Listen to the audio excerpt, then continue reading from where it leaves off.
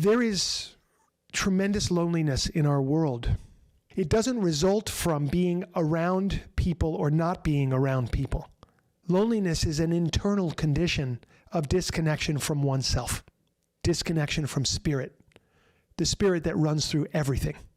So ironically, to close your eyes in meditation is actually an antidote. Once you learn how to meditate and you start to develop a relationship with yourself, that's the antidote to loneliness. Because you wake up into this beautiful relationship with self and spirit. You recognize, maybe for the first time ever, you are not your thoughts. You recognize you are not your emotions. Your mind calms enough that you get to experience a deeper part of yourself. And in experiencing that deeper part, you start to feel better. You feel comfortable in your own skin. You recognize, wow, I'm content here. Wait a minute, let me get this straight. I haven't taken any drugs. I haven't drank anything. There's nobody here in front of me but me. I'm watching my thoughts and emotions come and go. I'm not attached to them like I normally am. I'm content unto myself. Think of the superpower of that.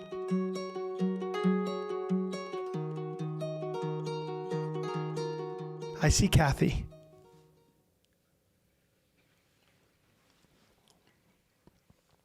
Hi, Tommy. Thank you for having me. Hi, Kathy. My inquiry is, we often hear that all human beings are hardwired for connection, and all human beings are social creatures. Evolutionarily, social connection was crucial for survival, and this need is biologically rooted, like the fight or flight response. However, I challenge the notion that all humans need connection and socialization today. Some people thrive on solitude for optimal mental, emotional, and spiritual health.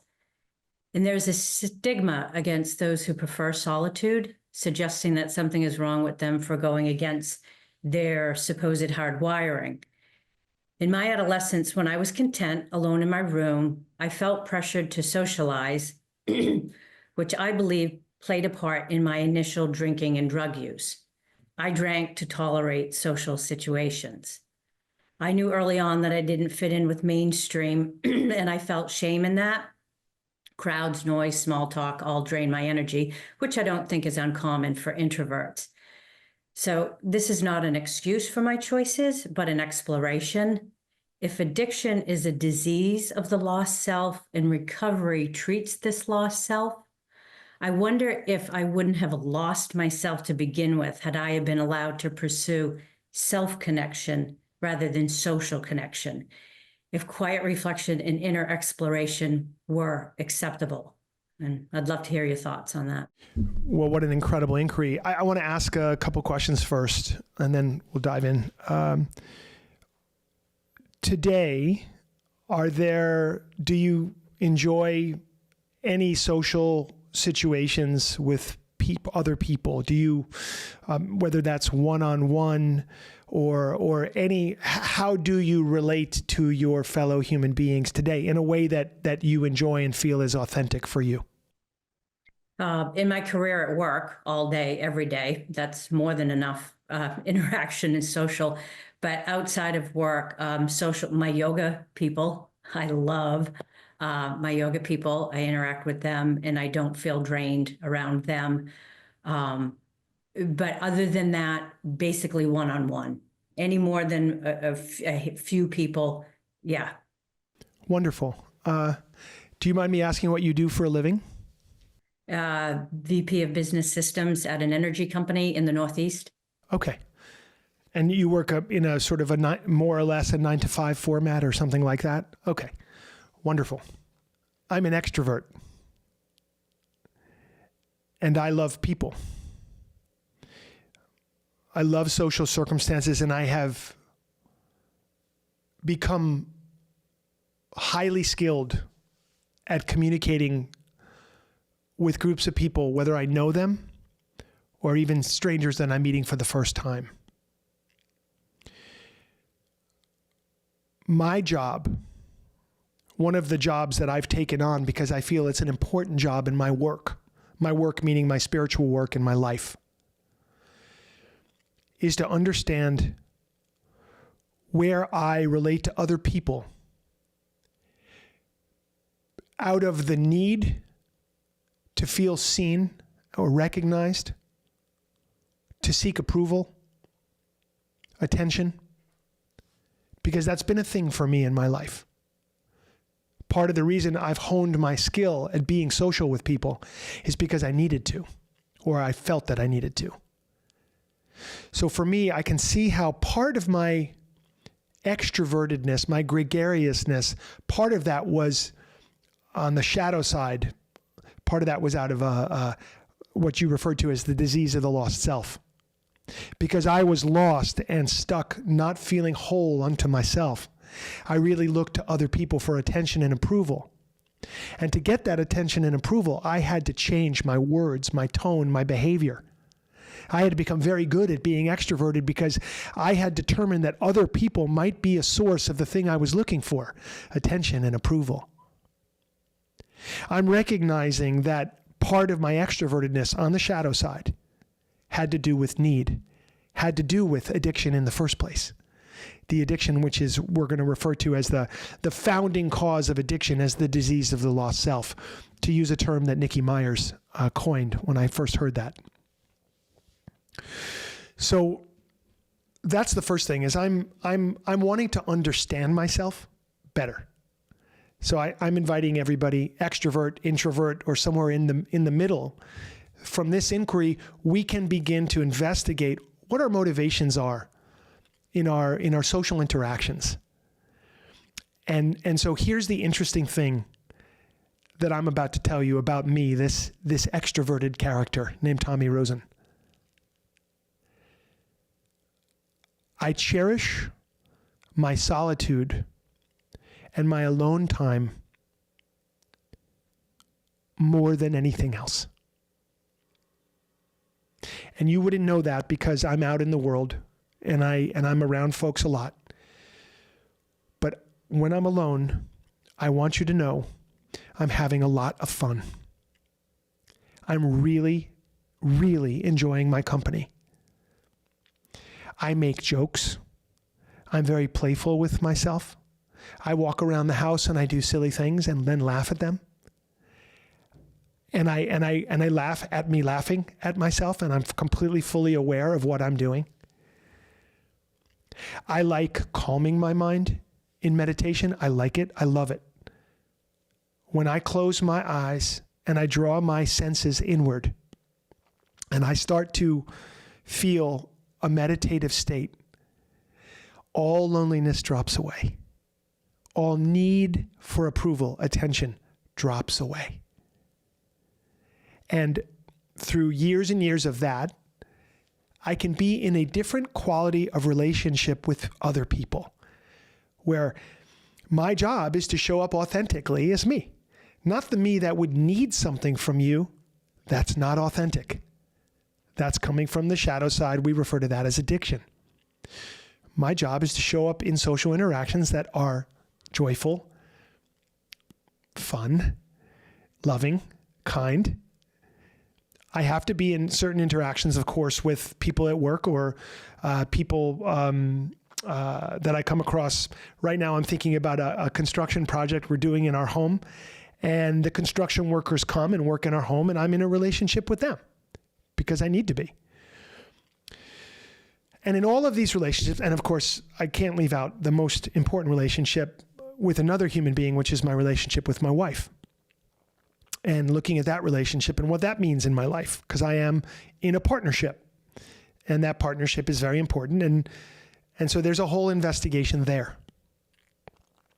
But this very, very surprising thing has happened in my life where, and I guess this I hope people can take this with a grain of salt or in the right light. I'm recognizing that consciousness is contagious. I recognize, like you just said, I said to you, who do you like to hang out with? And you said, well, one of the groups was my yoga people.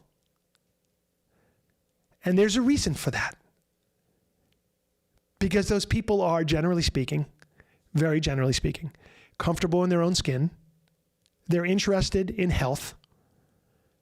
They are interested in positivity and if they are in recovery, especially, they live in sort of a, or if they're really on a spiritual path and they're really looking, they're probably solution oriented.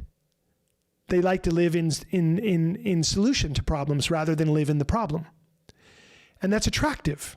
That consciousness, I'm also attracted to that.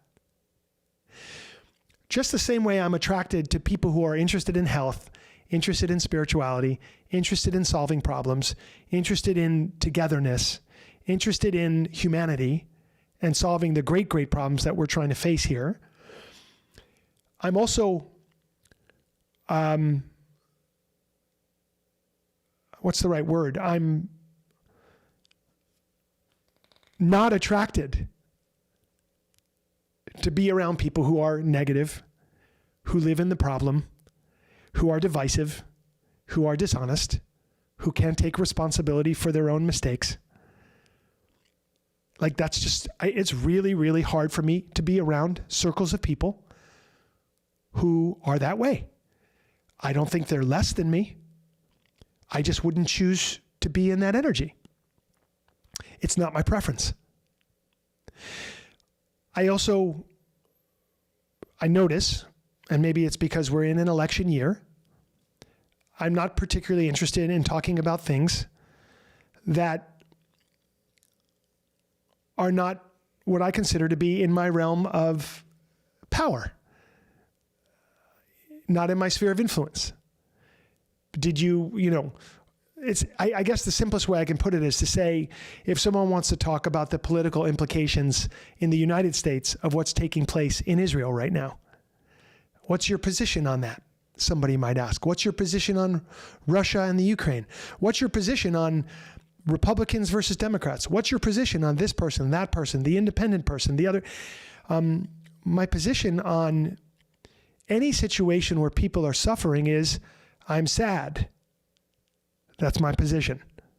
That's the sum total of my position. There's nothing more for me to discuss. Yeah, but what do you think about this issue, that issue? What about this and what about that? I think it's the oldest story ever. And I can't see the value in speaking about it. What I see is that those energies, those frequencies are not interesting to me. I choose not to be around people who are living in that place. They are not more than me. They are not less than me. We sit shoulder to shoulder in a big circle called humanity. We just operate at different frequencies. We are interested in different things. And I would seek not to be in community with them. I'm not drawn to it. And by the way, they would seek not to be in community with me. And that's okay. We just recognize that. My job is to be aware, awake, to calm my mind, to see things more clearly, to not be drawn into conflict, division, dishonesty, manipulation. My job is to stay positive. My job is to stay in equanimity. I hang out with, right here in front of me, you guys can't see this, or if you're listening to this, you can't hear this, but right here in front of me is my dear friend, DJ. He is helping to film this and record this. He and I practice yoga. We travel the world together. We see eye to eye on so many things. And we don't see eye to eye on everything, but we see eye to eye on so many things. We enjoy each other's company. We have a long-standing friendship, which has turned into a real loving, caring, uplifting relationship. I enjoy my time with that person. I also enjoy everything I just said about DJ. I also enjoy spending that kind of same time with me. I'm in a loving relationship with myself today. You have something which is interesting, Kathy. You have had a childhood where you recognized and felt comfortable being with yourself. And what a beautiful thing. I want you to know, I did not have that. I spent my entire childhood trying not to be with myself. Literally. I did everything I could to not be with me. And you know what? I paid a dear price for that. And I became a severe addict because of that. And to me, this is where addiction comes from. You referred to it again as the disease of the lost self. You know, I love that. I love that. It explains so much to me. I believe that all addiction comes from that place. And the only way that you can really heal that disease is to be surrounded by love and turn your gaze inward so that you can start to feel the love inside. And it sounds like, you know, you had that, and it's so beautiful. And I'm sorry that it wasn't, you weren't supported in your solitude. 'Cause what a beautiful thing. And of course, there's a balance. There's a balance to be struck here. If you said to me, I'm an island unto myself, I do nothing ever with anybody, there's no collaboration in my life of any kind, I'm perfectly fine completely by myself, I would say, well, if that's really true, you're the first person I've ever met like that. And because I know that everything in the universe is a collaboration, I would find it odd that you felt that it wasn't. But that's not what you're saying. I'm hearing you say, I have a social life. And it is a social life that works for me. And I have a beautiful internal life, a relationship with myself that is beautiful, and it's called solitude, and that's beautiful. And so I want to take a moment to just explore that. There is tremendous loneliness in our world, and it isn't coming from, it doesn't result from being around people or not being around people. Loneliness is an internal condition of disconnection from oneself, disconnection from spirit, the spirit that runs through everything. Loneliness comes from that place. So ironically, to close your eyes in meditation is actually an antidote. Once you learn how to meditate and you start to develop a relationship with yourself, that's the antidote to loneliness, because you wake up into this beautiful relationship with self and spirit. You recognize, maybe for the first time ever, you are not your thoughts. You recognize you are not your emotions. Your mind calms enough that you get to experience a deeper part of yourself, and in experiencing that deeper part, you start to feel better. You feel comfortable in your own skin. You recognize, wow, I'm content here. Wait a minute, let me get this straight. I haven't taken any drugs. I haven't drank anything. There's nobody here in front of me but me. It's just me, my breath. I'm watching my thoughts and emotions come and go, but I'm not attached to them like I normally am. And I'm content unto myself. Think of the superpower of that. Now, we have these devices that we carry around these days. Have you ever seen a person at a restaurant who arrives to the restaurant before their guest, before the person they're going to dine with? Does that person sit there comfortably in meditation? Does that person even sit there comfortably? No. In almost every case, in almost 100% of the cases, you will find that person on their phone. Just like you will in every other situation where they find themselves alone. Especially alone in front of other people, because we're not supposed to be that. So think of the unbelievable, detrimental, unspoken negative effect of these devices, of these phones. If the thing that solves the disease of the lost self is actually being with oneself. But these devices actually prevent us from developing the presence of mind, focus, and concentration to turn one's gaze inward and relate to oneself. Wow, we're really in trouble. Because this is the most important thing. If we really want to heal addiction and set ourselves free, we're going to have to find a way to relate to self. And when I say set yourself free, I don't mean abstinence from drugs and alcohol. That's just step one. That's a requirement to even begin this path. I'm talking about freedom. I'm talking about really being free in your mind and body. Showing up in the world in a meaningful way, feeling fulfilled, not at the end of your life, but each day. Living in the faith of, I'm on the right path and everything's okay. I'm going to go through this and I'm not alone and I'm on the right path. Living like that.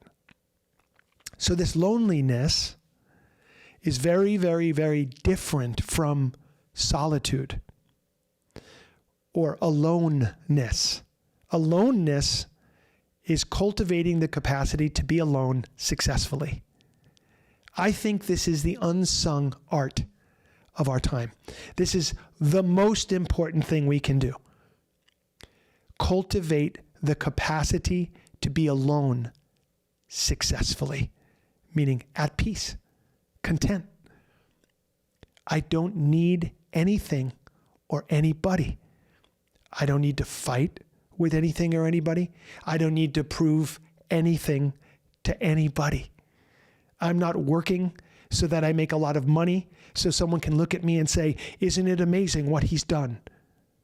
I'm working, and working, I'm going to put that in quotes, because it's joyful, because it's fun, because it leads to an amazing creative possibility that thrills me in the heart and spirit. So I would say congratulations on your aloneness.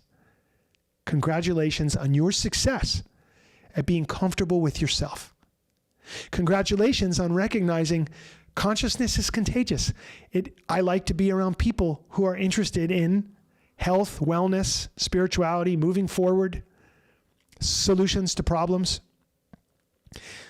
Congratulations on your understanding that you'd prefer not to be around a lot of society. I would prefer not to be around a lot of society. And it's not my preference. And thank God I have the boundaries and the wherewithal to say to myself and to actually choose a way of living that's appropriate for me.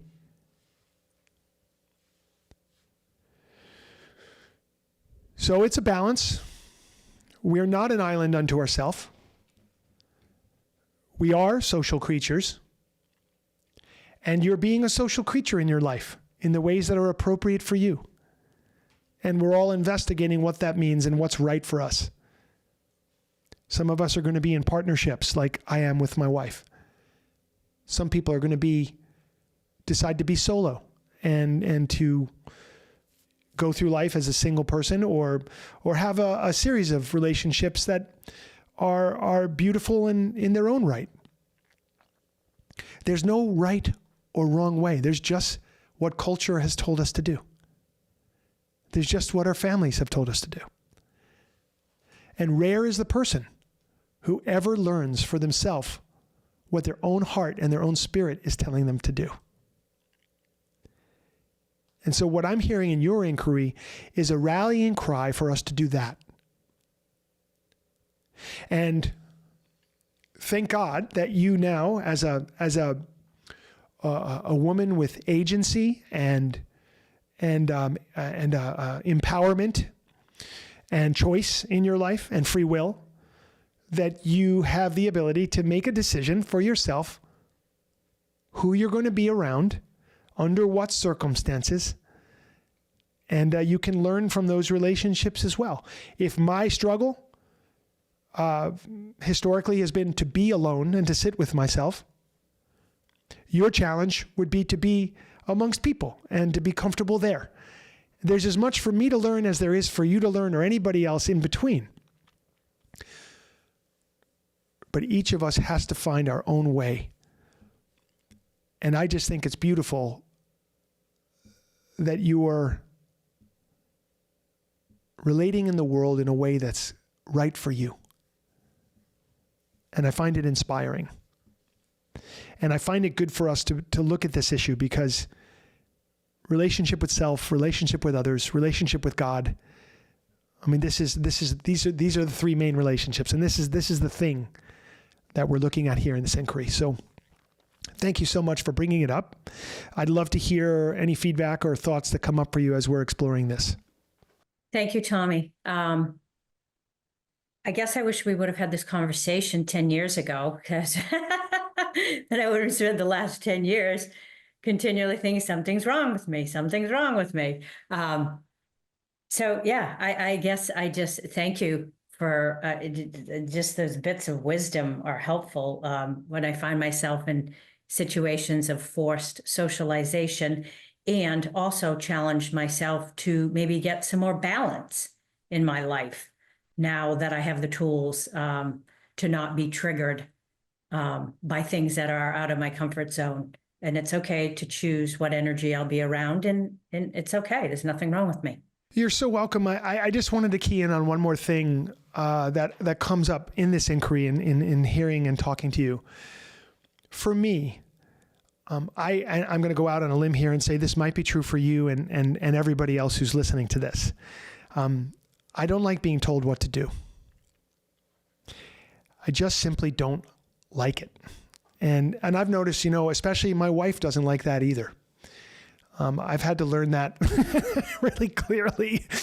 Don't do that, Tommy. Don't tell others what to do, because I don't like being told what to do. And so if I have a memory, whether that's conscious or subconscious from my childhood, and let's say in your case, the memory is of somebody sort of forcing you into social situations because they were uncomfortable with you being comfortable with yourself, or they perceive that you had an imbalance, even if that was true, but they forced you in your childhood to get into these social situations, then that feeling of being forced to do something will follow you into your adulthood, and it will make it more difficult for you to see clearly what's actually the truth, because there'll be a reaction which isn't yours.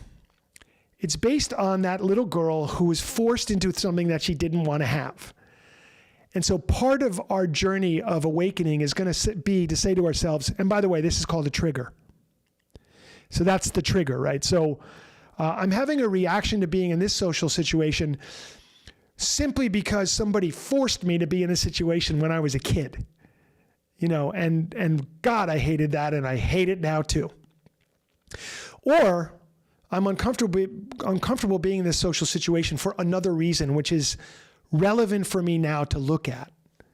And so that's sort of we're going to be looking at what's true here for me, and we want to be able to discern truly what's true and what's false. What are my needs? What's authentic for me?